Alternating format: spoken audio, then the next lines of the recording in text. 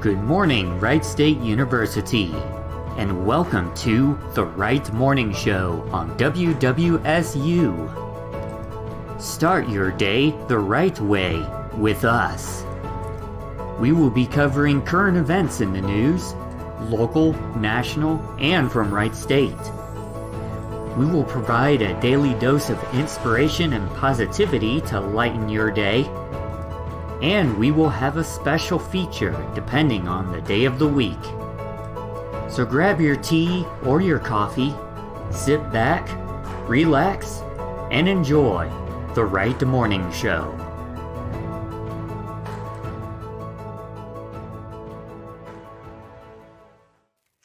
Good morning, everybody, and welcome to the Wright Morning Show on WWSU 106.9 FM for Wednesday, September 22nd, 2021. I am your host this morning, Triple P. In the studio with me, I have Jamie from the Guardian Media Group. How are you doing this morning? I'm doing fabulous. Thank you for asking. Awesome. And then also remotely, I think we have Laughing Chipmunk on Discord. Can you read me, Laughing Chipmunk? Yeah, Awesome. I can. Okay, now that's weird. You're coming in the right speaker, but not the left one. Wow, Okay. that is interesting. Do you have your phone like tilted a certain way and it's picking up through one of the two microphones or something like that? No, I'm holding it in my hand. Just the usual way, and I'm not doing anything different. Interesting. Yeah, and you sound kind of weird. You sound like you're in a tunnel. Huh. That's weird. Yeah. I'm trying to get our Q microphone here in the studio working so that Jamie can hear you, but having a little bit of technical issues with this mixer board today. Technology I know, I like can't hear Jamie either. I can only hear you. You can only hear me, but not Jamie? Yeah. Huh. Oh? Jamie, can you get closer to the microphone? Maybe that's the issue. Okay. Is this better? Can you hear her now? Nope. Say something, I feel Jamie. like this is a prolonged Zoom call. Where, like, everyone's on mute and they're like, can you hear me? Yeah. Did you hear that? I can hear her a little bit now. Okay. She said she heard you a little bit. I believe there's a issue with my Discord as well today. Oh, fun morning. All right, so we're going to get right into your current events for today. So we're going to go ahead and start with local news first, and then we're going to get into global and national news. Give me 1 second here. All right, here we go. So first off, we're going to go ahead and cover our local news from various different sources, such as WHIO, WDTN, the Dayton Daily News, etc. Jamie, do you want to start us off? Because you had Dayton Daily News pulled up. Yes, I do. So let's see. Dayton wants to demolish Wright Brothers' first bicycle shop. This was 16 hours ago. The city of Dayton wants to demolish the historic Gem City Ice Cream Company building in West Dayton that was the site of the Wright Brothers' first bicycle shop. Apparently the building is vacant and it's on the block of West 3rd Street. So that's kind of mixed feelings if you really like the Wright Brothers. Yeah. Let's see. Oh, this one's kind of a fun one. Space Force unveils preliminary service dress walkout uniform designs. Space Force has unveiled preliminary designs for its service dress and walkout uniforms during the Air Force Association 2021 Airspace Cyber Conference. And since we live so close to the base, that's definitely going to be interesting. Yeah. We also have nearly half of county's COVID-19 aid to pay for frontline workers' salaries. That's good. Let's see. Ohio this is also from Dayton Daily here. Ohio sees record hospitalizations for COVID patients younger than 50. Ohio is reporting record hospitalizations for COVID-19 patients younger than 50, with nearly 400 people admitted to the hospital during the week of September 5th, Governor Mike DeWine said Tuesday. So if you want to read more about that, you can do that. I believe, if I'm not mistaken, we're in the red in our county in terms of cases. It's been really bad, arguably worse than it was during the lockdown. Mm-hmm. Yeah, so actually, Greene County is in the high transmission area, same as Marshall County, which is where the Lake campus is located. Mm-hmm. Both of them are on the high transmission area. Speaking of COVID-19, Greene County Public Health to dedicate time capsule commemorating COVID-19. 50 years from now on, how will COVID be remembered? How will the pandemic be recorded in the annals of history, both in the Miami Valley and around the globe? Those at Greene County Public Health plan to leave a message for future generations, one of hope, resilience, and the strength to continue in the face of impossible odds. That's kind of cute, actually. They have like a little picture of like all the things that they're gonna include. That's so cute. Do you what are they going to include? What do you see in that picture? Let's see. It was just like a t-shirt, a mask, some tissues. Looks like an empty vaccine vial. Just like information as well. A mug, because you always have to time capsule a mug. Yeah. A blank vaccination card, Huh. Interesting. So if you have any like COVID merch, I guess caps, put it in a capsule, might come to use 50 years later. Very cool. All right, I got my news sources pulled up. If you would like me to crack some of those down. Yeah, I'll pass it on over to you. All right, from 614now.com, Dave Chappelle is converting a Yellow Springs fire station into a comedy club and restaurant. We've talked about this a few days ago. Dave Chappelle is going to make Live from Yellow Springs is the name of the facility. It's going to be two separate parts of the building. There's going to be one for the actual comedy club where the live performances are going to take place, and then the other is going to be the restaurant. In most circumstances, the two sections of the building are going to operate independently of each other, but there are going to be some events where they are joined and will operate jointly. So that's going to be pretty cool. A Dave Chappelle Comedy Club in Yellow Springs. We've heard about this a year or two ago, especially after the Oregon shooting. That's kind of when we started hearing about this idea that Dave Chappelle had. Because I believe, if I recall correctly, Dave Chappelle came to Dayton after the Oregon shooting to pay his respects. And then very shortly after, we started learning about his plans to purchase an old fire station in Yellow Springs to turn it into a comedy club. So I think that was pretty cool. WHIO, a Dayton police officer was shot and taken to the hospital. The suspect is in critical condition. Dayton police officer is in stable condition following a shooting last night. A suspect was also shot and injured. The shooting happened in the area of Ingram Street, according to the Dayton Police Department. The officer involved in the incident was responding to the Dollar General on Gettysburg Avenue at 6:44 p.m. on a call of fraud. The officer located the suspect in the 600 block of Ingram Street around 7:24 p.m., and the officer attempted to stop the suspect, but a scuffle ensued. The officer used the taser on the suspect, which brought him to the ground. The suspect retrieved a handgun and fired at least one shot, which struck the officer on the side of his head. Ooh. The officer returned fire, striking the suspect multiple times. Another officer removed the injured officer from the scene, and he was taken to an area hospital where he is now listed in stable condition. Officer's injuries are considered non-life-threatening, according to Carper, and the suspect was taken by medics to an area hospital where he is currently in critical condition. But the officer and the suspect were taken to Miami Valley Hospital. This is the second time in 2 years that a Dayton officer has been shot. In November of 2019, Dayton Police Detective George Del Rio was shot and killed while serving a drug-related search warrant while working with the DEA on Ruskin Road in Dayton.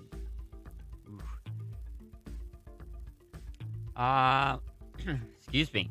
Ohio National Guard consulted about helping with COVID-19 related school busing issues, according to DeWine from WHIO. The Ohio National Guard is working with Governor Mike DeWine's administration to see if the military would be able to assist in transporting students to school at districts facing bus driver staffing issues due to COVID-19, DeWine said during a news conference Tuesday. The announcement comes after a positive COVID-19 case among a school bus driver made it so the Greenon Local School District was unable to provide school transportation yesterday afternoon and today, according to District Superintendent Darren Napke. You can read more at WHIO. That'd be kind of bad if you're like, oh, I'm just going to get on the bus and bus not. Yeah, really. I hope, because it said yesterday afternoon is when the shortage started, I hope that the schools were notified and they were able to announce it on their PA system or something like that.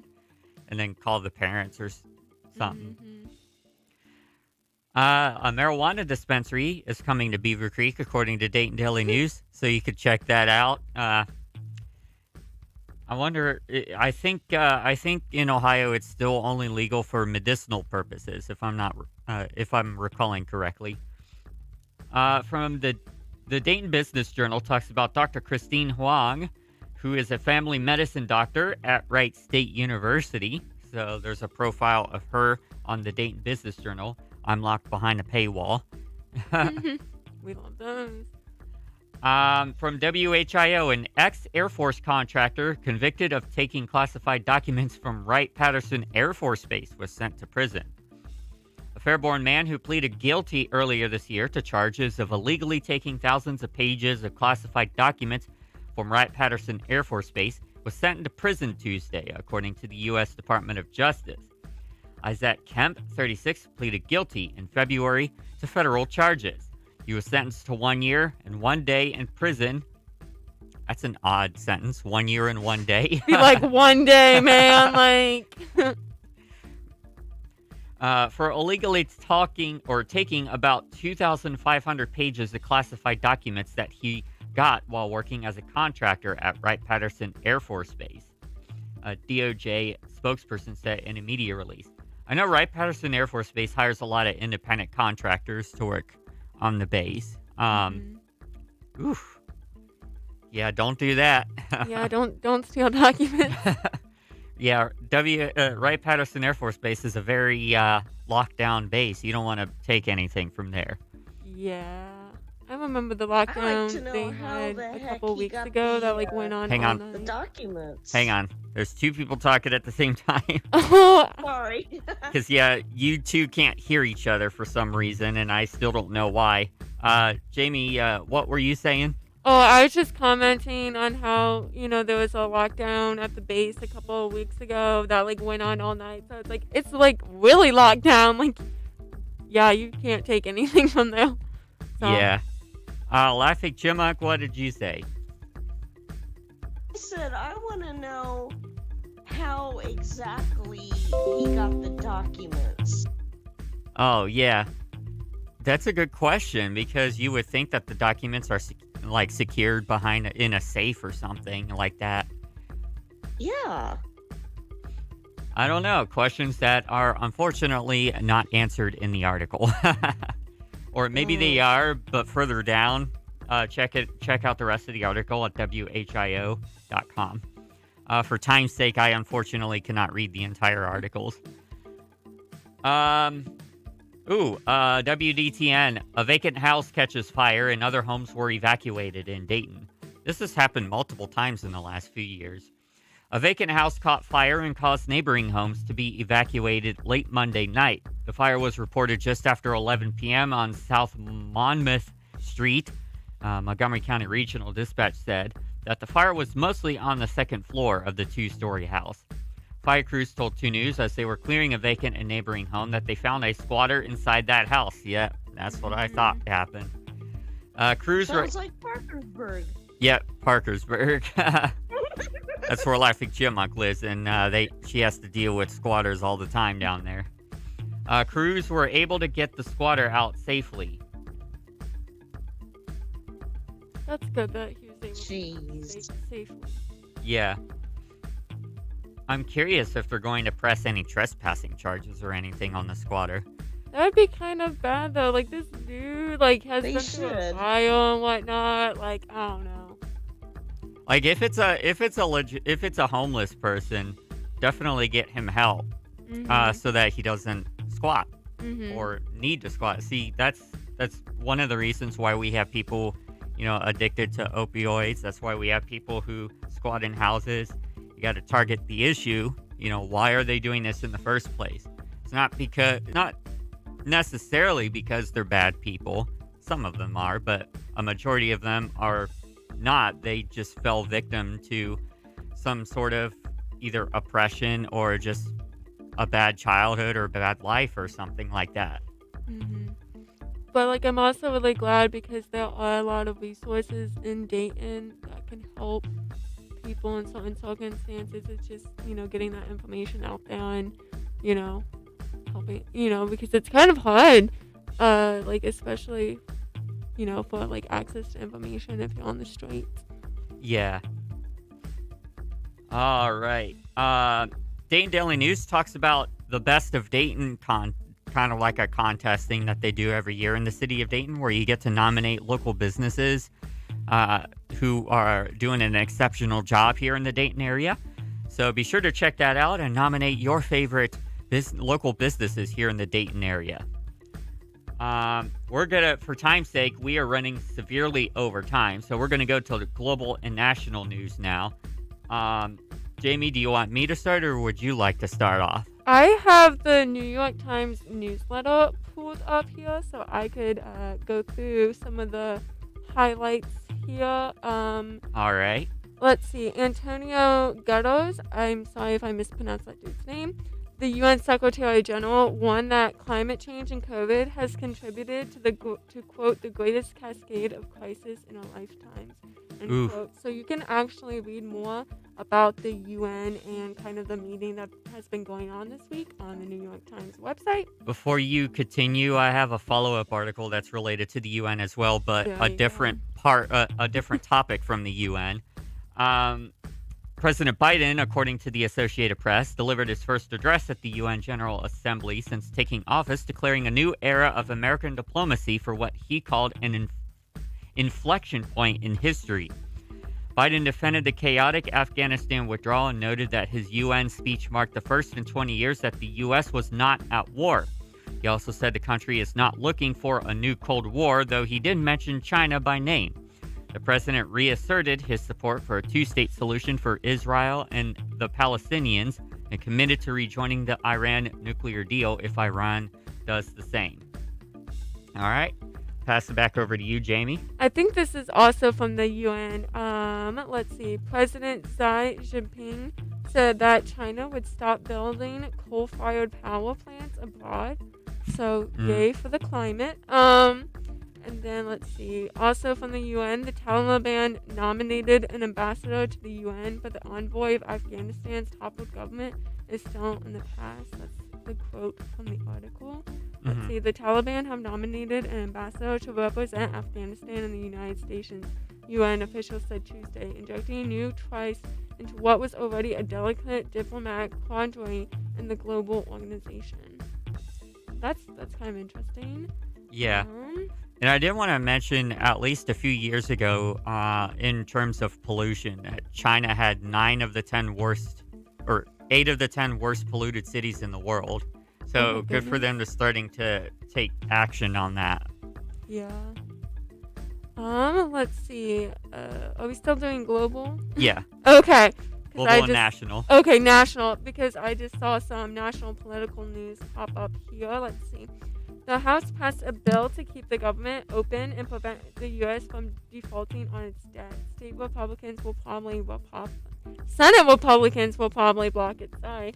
This is also all from the New York Times. Again, we have the Justice Department is suing American Airlines and JetBlue, saying that the alliance hurts consumers. Oof. Big oof. We've heard some things about airlines. Yeah.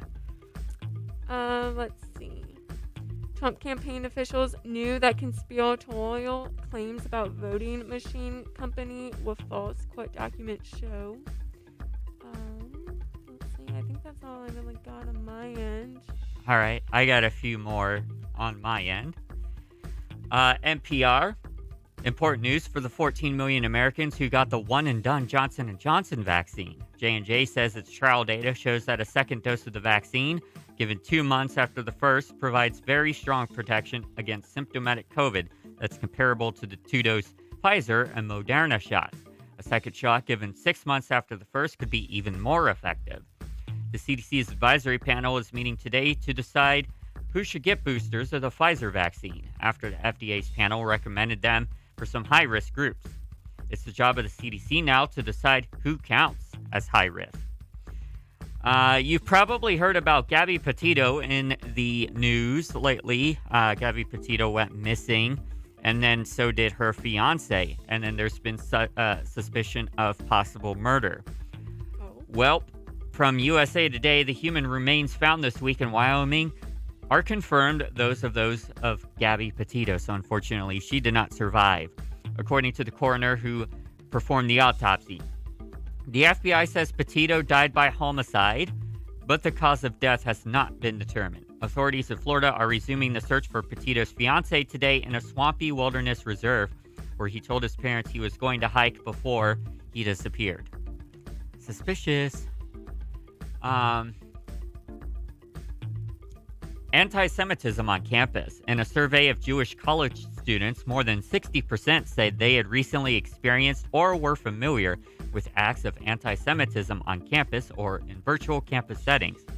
About a quarter said that they felt unsafe as Jews on campus or virtually, and about half say that they felt the need to hide their Jewish identity. The survey was commissioned by Brandeis Center for Human Rights under law in April before the Israel-Gaza conflict sparked even more anti-Semitism. That's a big oof. Like half of them do not feel safe on campus. That's a lot. I'm actually going to write that down. Yeah, I am too. Let's see here. Oh, God. An Arizona woman testified at the trial of Elizabeth Holmes that she took 2 Theranos blood tests from Walgreens that falsely indicated she had miscarried when she was in fact pregnant.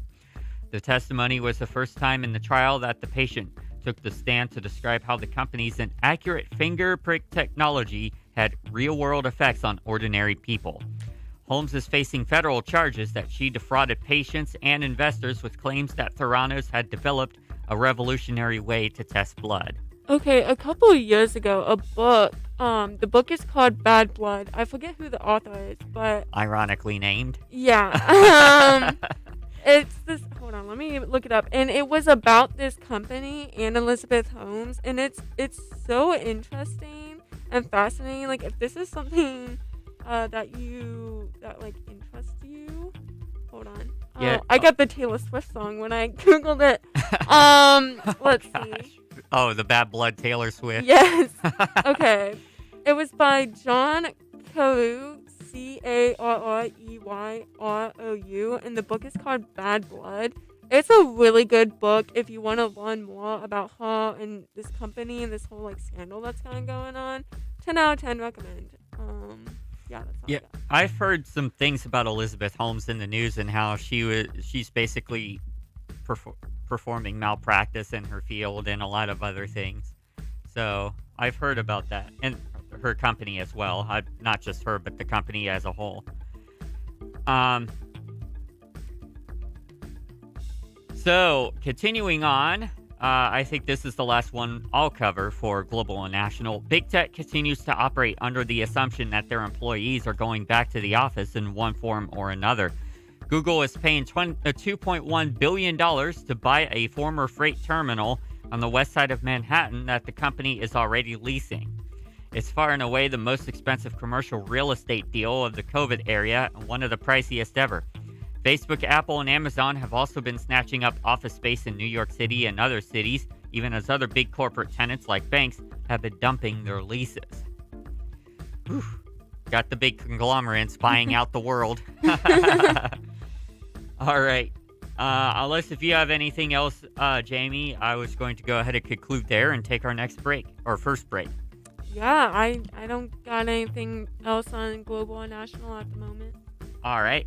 We're going to go ahead and take a break on the Wright Morning Show. And when we come back, we're flip-flopping a couple of segments since Jamie has to leave a little early today. So we're going to do Wright State News when we come back from our break. And then for the last 20 minutes, we're going to do our Daily Dose of Inspiration. So stay tuned. You're listening to the Wright Morning Show on WWSU 106.9. We'll be back in just a couple of minutes. Hey, everyone. Check out Rush Week 2021.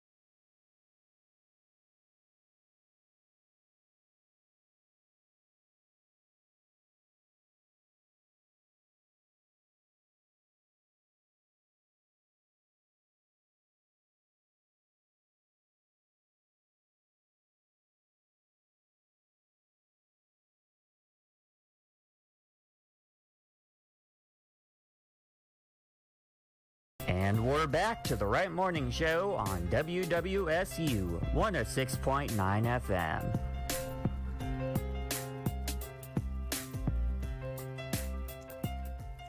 Welcome back to the Wright Morning Show on WWSU 106.9 FM. We're going to get into some Wright State current events and news as well. So we're going to take the microphone over to Jamie from the Guardian Media Group. So take it away, Jamie. Hello again. So I'm just gonna be talking about some of the news that we published on our website this week. Again, that website is wsuguardian.com. You can also follow us and see the news on all of our social medias at WSU Guardian or at WSU Guardian Sports for the most current updates. Twitter, Facebook, you have it, want it, even TikTok. So with that, let me get into some of the articles I have for you today. One article that's pretty fun from a new column that we have is from Eileen Rogers, who is like a pop culture person. She talks a lot about different pop culture, and she has this article called Upcoming Nearby Concerts to Attend. So I'll just read off a few of them. So there are a few concerts in Cincinnati happening. One is actually happening today. It's a Machine Gun Kelly concert in Cincinnati.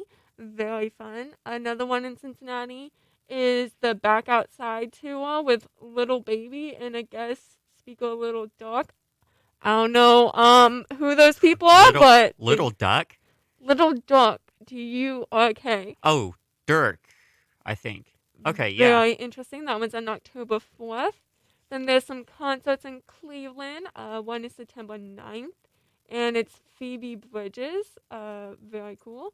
And another great singer playing in Cleveland soon is Harry Styles on October 18th. So if you like music and like going to concerts, there are some things for you. I don't mean to completely throw you off and pivot here, but now we're gonna pivot over to the news section. This one was actually written by me. But it is titled "University Administration Discusses New Amenity Space and Additional COVID-19 Protocols." It followed the Board of Trustees meeting, which was on Friday, September 17th at Lake Campus. Let's see. One thing that a lot of Wright State students are probably going to be excited for is that they approved the company Crawford Horn, who owns housing on campus, to build an amenity space on campus. And it's going to feature a pool, a restaurant, all different fun things. It's going to be over by the apartments in College Park in the Village, and it's set to be complete around by 2023. I know my colleague Katie Krosniak is doing a follow-up article on this week, so stay tuned for that. That sounds fun. It's a shame I'm going to be graduated by then. Well, I know that the restaurant is set to be a public entity run by a third person, so you can always come back and visit if you really wanted. Let's see. Another section from this article here is talking about COVID-19 and Wright State's increased effort to encourage vaccination and the current incentive program that they have going on right now, which basically we wrote a whole separate article on this last week, but basically if you upload your vaccination card to MedProctor in the link provided in the email that Wright State sent out, you can be entered into a contest. So very fun. Edwards also mentioned in her presentation on Friday, I'm reading from the article now, in 2022, the goal is to have COVID vaccination added to the list of necessary vaccinations for residential students in addition to compulsory testing for unvaccinated students, according to Edwards' presentation. So yeah, those are just some highlights of kind of what's going on campus now and in the future.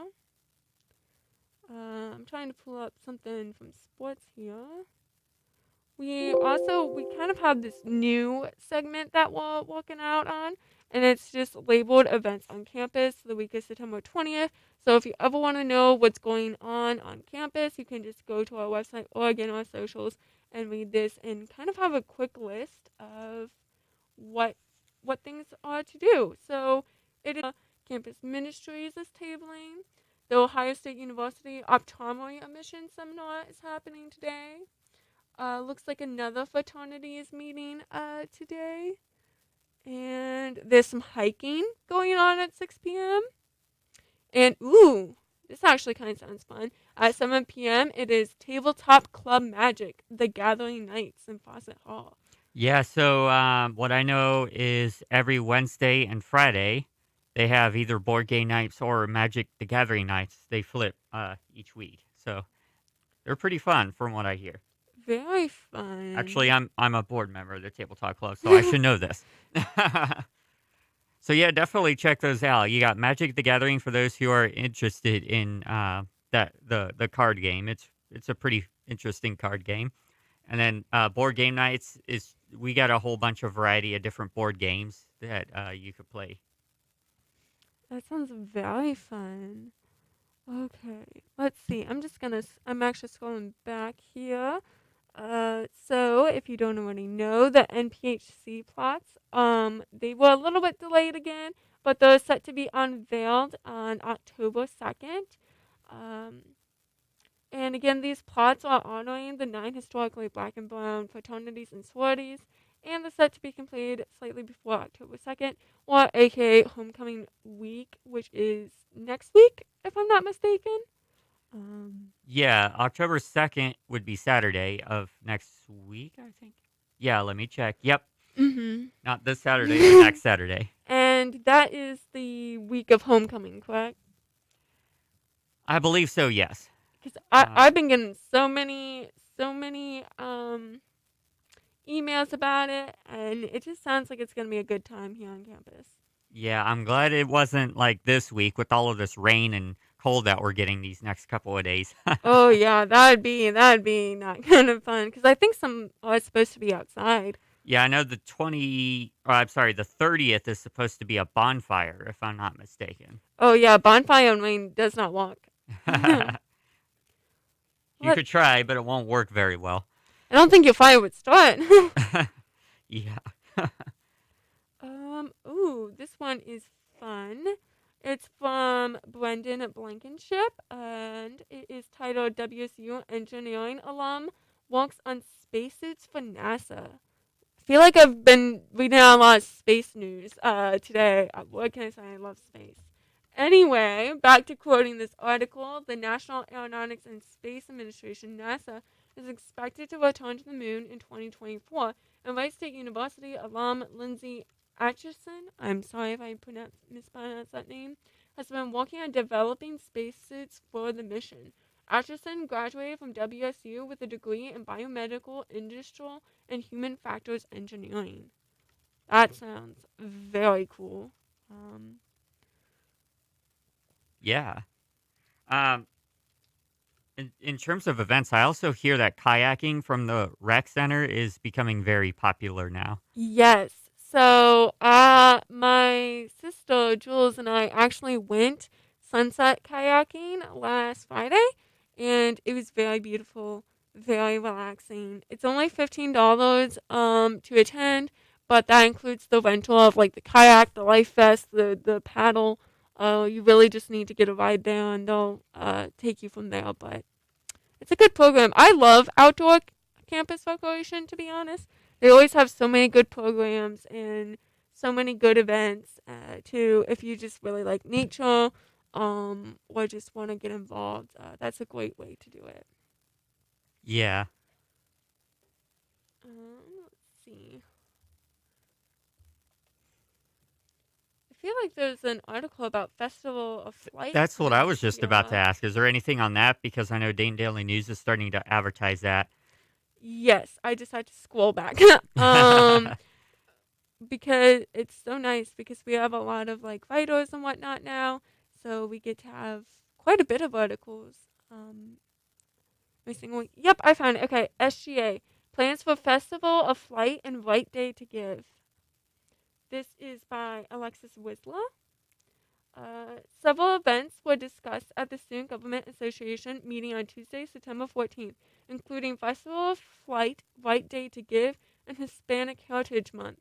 Festival of Flight will take place September 25th from 11 a.m. to 7 p.m. in front of the Student Union, according to Bingham, Alumni Relations Specialist for the Office of Alumni Relations.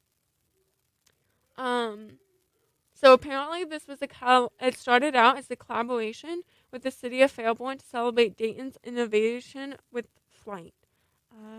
Nice. This will be the second year of the festival, and there will be food trucks, flight innovators, a kids zone, and more at the event this year. You said the magic word, food trucks. Yes, food trucks. Food trucks will be there, and it sounds like it's taking on place of the student union, so it sounds like a fairly public event. I heard that was going to be a good time. If you want to check that out, again, that is September 25th from 11 a.m. to 7 p.m., which I believe is this weekend. Yeah, I don't think they did it last year because of COVID, but I know the year before when they had the Festival of Flight, I can't remember if it was the first one they ever did or not, but I heard it was a pretty big success. What was it? There was an event that they used to do before Festival of Flight, and Festival of Flight pretty much superseded it. I can't remember what it was. I I'm blanking on that, but yeah, Festival of Flight is, and according to Debbie, there was a lot of attendance the first time that they did Festival of Flight, so apparently it's pretty popular. I would imagine so. Oop, okay. Then this article continues. White Day to Give is October 1st, the University Founders Day. It is a day to fundraise for scholarships and program funds at the university. And Nice. anyone is welcome to make a donation, so that's open up to the Dayton area as well.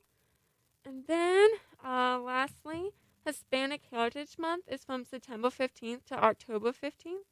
And yeah, so be looking out for events to celebrate that and learn more about Latinx uh, community here on campus.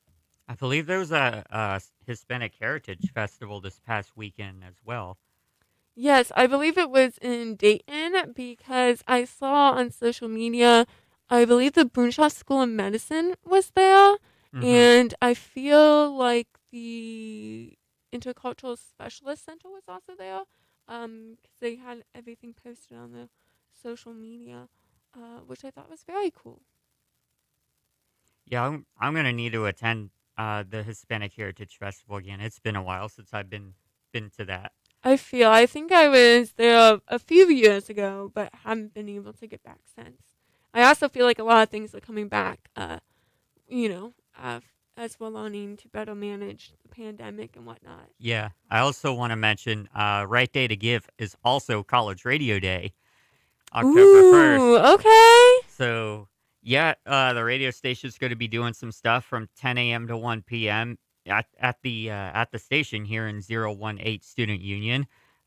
You could walk in and take a tour of the radio station, have your voice recorded, and be on the air if you wanted to.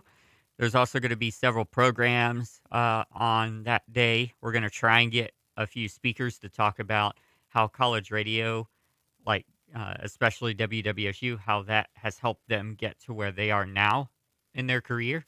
Because a lot of people who go through, college stations like WWSU move on to bigger places. We have a lot of Cox Media Group people who used to start here at WWSU or at the Guardian Media Group.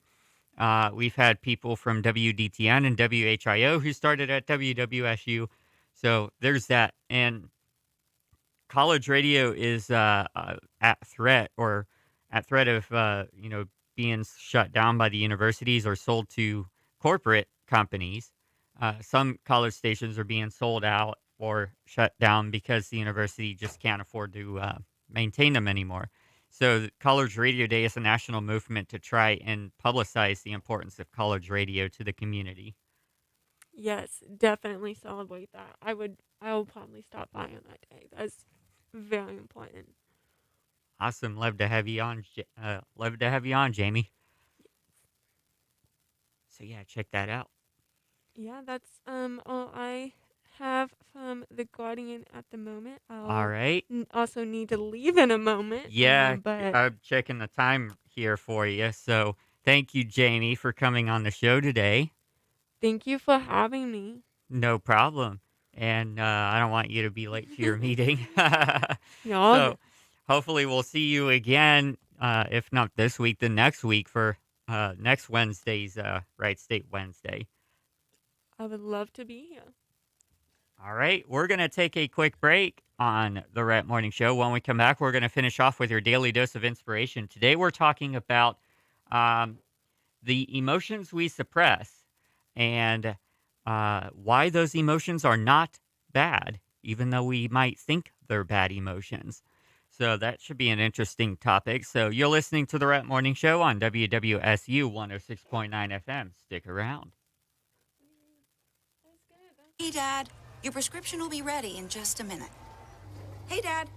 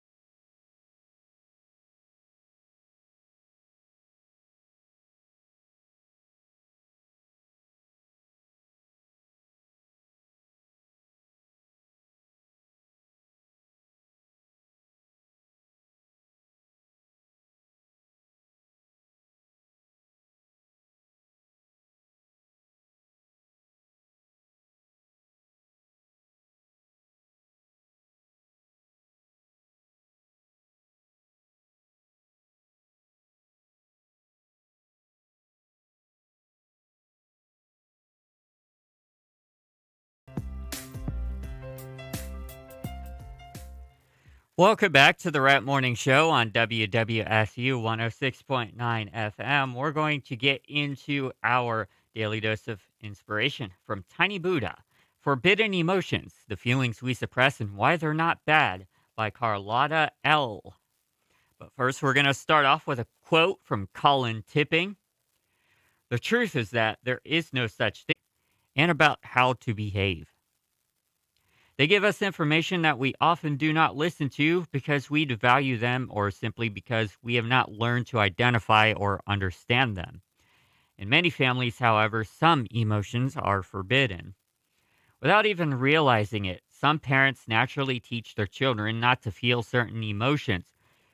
Growing up, were you told, don't be angry, don't cry, or you're just a child, you shouldn't feel sad?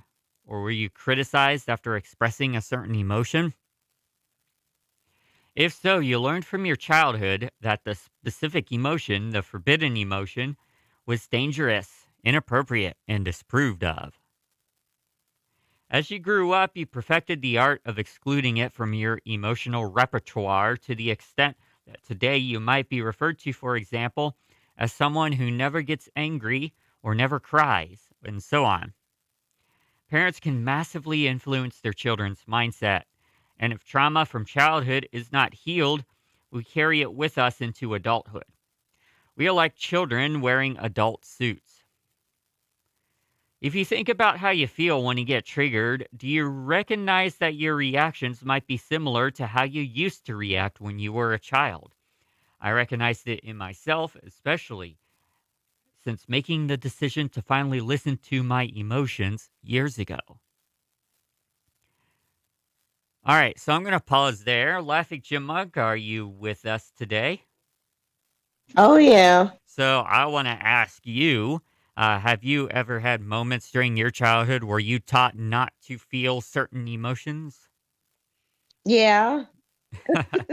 Any one or couple emotions specifically you were taught that was not good to express?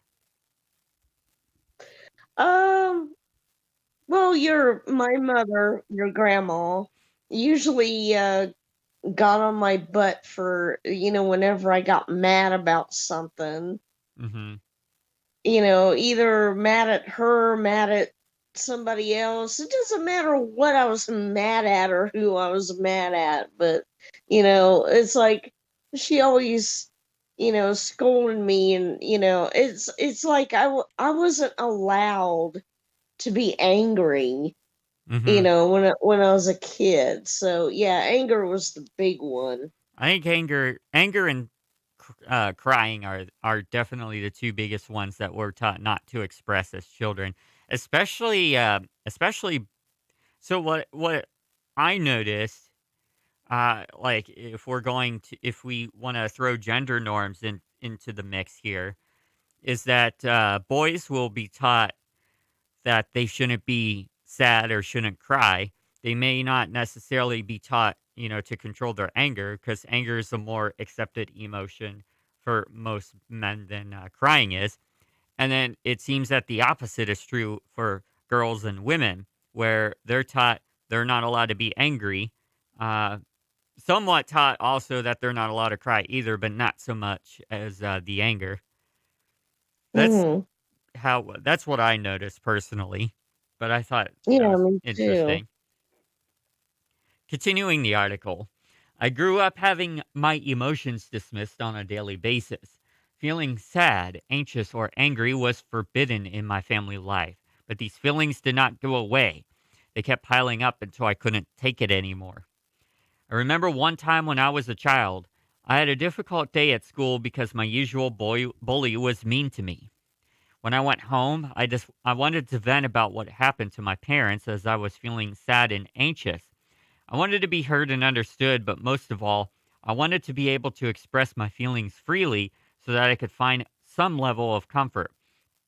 The words I was told in that moment were, "Don't worry about it, it's not that bad. Stop feeling anxious and you will be you will be fine." Not feeling heard as a child, especially on that occasion, instilled the belief in me that I wasn't worthy of being listened to. And unfortunately, the feeling of anxiety stayed with me over the years that followed. As I got older, I felt guilty every time I felt sad or anxious and tried to suppress those feelings like I was taught. For example, in my early 20s, one of my dearest friends decided to end her life. She was young, and there had been no apparent signs of her deep unhappiness and the desire to not be in this world anymore. When I heard the news, I was in shock. Sadness and anxiety came up, but I had this paralyzing feeling telling me that I couldn't be sad, couldn't be anxious. I couldn't cry. I had to let it go straight away because it was the right thing to do. Unfortunately, as a result, I didn't grieve her death, and it took me many years before I finally accepted her loss. And it was only after I made the decision to consciously embrace and face my emotions and improve my life that I started to feel better.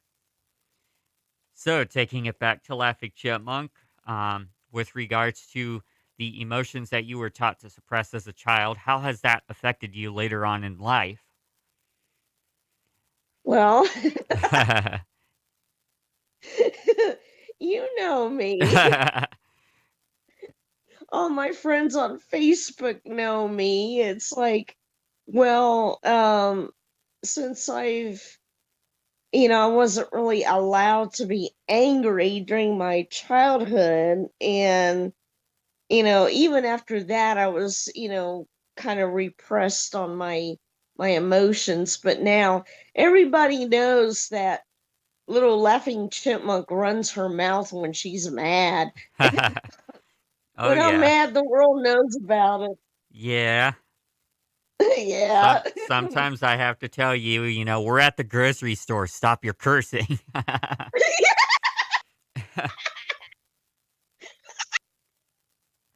I know. Well, I mean, it's like, I'm finally able to, express myself. So there you go. Take it or leave it. I mean, true, but we're in public. I'm not saying don't No, I express it, know. but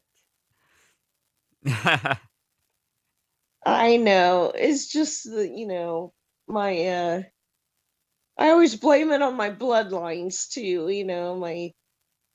my bloodlines have something to do with it. I have a temper, okay? yeah, that's true. So, continuing on the article. My parents are lovely people, but they were and still are hurt from their own childhood trauma, and they instilled in me their own beliefs, emotions, and behavior, whether it was positive or negative. Oh, and I'm sure if Harmony were with us today, she could talk about her parents and, how they've affected her as well with regards to emotions. But unfortunately, she has to speak with Apple Care and get them to help her open a PDF on her phone. Oh, jeez. Continuing, whether they did it intentionally or unintentionally, they did the best they could. I spent years being angry at them until I made the decision to forgive them, also readying myself for when I have children so that they'll learn to embrace and manage the forbidden emotions I mentioned earlier. There's nothing we could do about our parents, how our parents raised us, but our well being is our responsibility to sort out. Just as there are forbidden emotions or categories of emotions in every family, there are also encouraged ones. Having learned to suppress awareness of certain emotions, a child will find compensation in expressing what has been allowed instead. In one family, for example, anger might be forbidden, but sadness is allowed and encouraged. The child in this family will learn that sadness will receive attention, whereas anger will be punished, criticized, or ignored. Over time, the child may replace sadness with anger and manifest it indiscriminately, for example, when following a loss, when it is natural to feel sad. Regaining possession of the forbidden emotions then becomes a necessity. One can finally make sense of confused and apparently inappropriate and misplaced feelings. And they could start making better decisions, since authentic emotions guide authentic choices, providing a sense of fulfillment and reducing the possibility of feeling empty, frustrated, and insecure. Being free to feel means being free to choose how we act, rather than feeling overwhelmed by others and events and powerless in situations in our work, love and family lives. Were you not allowed to experience a certain emotion as a child? What is your forbidden emotion? I'll leave you with 2 hints that may help you identify it. What emotion do you struggle to understand or embrace when you see it in other people? What emotion do you tend to criticize or minimize when someone expresses it? Reflecting on this can be complicated, but it can also help you make sense of a discomfort that probably depends on a prohibition that you made your own and believed to be true and legitimate for a long time. A prohibition that you can now, if you wish, transform into permission. And that article was written by Carlotta L. I did want to mention in terms of anger, I think one of the reasons why we have so much taboo for the emotion of anger is because of some of the people who get violent when they're angry. But, I mean, the way I see it is it should be taught that anger itself is not a bad emotion at all. You know, feel free to express anger, but it is what you do with that anger that matters. So, like, you definitely don't want to, get violent with people. You don't want to hurt people when you're angry or break things or anything like that. In But other words, you want to express your anger in in a a healthy healthy way. way. Yeah, exactly. And there are ways to do that. Exercising is a big one. From what I hear, exercising is one of the most helpful things to do when you're angry. Go out for a vigorous run. Get a punching bag and do some box punches in your basement. I was just thinking that. Or even use your pillow. A lot of people use their pillow as a punching bag. Just punch your pillow. Punch the heck out of that thing. Yep. Get that adrenaline out. That's what fuels your anger is the adrenaline, and you need to get that adrenaline out. Hmm. So exercise is one big way to cope with anger. Other ways to cope with anger is to identify the underlying emotion. Anger, as we say, is always a secondary emotion. There's some sort of emotion that triggers the anger, whether it's sadness, fear, or etc. So identify your or identify your other emotion and kind of try and pinpoint what needs to be addressed in your life. And then, of course, there's also meditation that you could do to help calm yourself down. There's breathing exercises and so on, which, by the way, shameless plug, tune in to Meditation 1010 every Sundays from 4 to 5 p.m. on WWSU Radio if you want to learn the art and skills of meditation and to help reduce anxiety. Unfortunately, we are out of time, though, and we do have another show immediately following us, so we do have to end here. So thank you, everybody, for tuning in to the Wright Morning Show. We'll be back again tomorrow from 9 a.m. to 10 a.m. Real quick, a rundown of the programs on WWSU for today. Immediately following the show right now, 10 to 11 a.m. will be Democracy Now! Get your latest updates on news from Amy Goodman. 1 to 2 p.m., we got Shay Neal on the horizon, a very cool sports podcast, so be sure to check that out. 3 to 4 p.m., the Guardian Media Group is doing their own podcast of what's happening on campus with the Radio Report. And finally, 4 to 6 p.m. is David Webb, the Dayton Scene Radio Show, Dayton's funk headquarters. So get up and get dancing to some great funk music from 4 to 6. Thank you, everybody, for tuning in. Have a great day, and we'll see you back tomorrow. Hey, this is Matt Pond, and you're listening to WWSU Dayton, the best.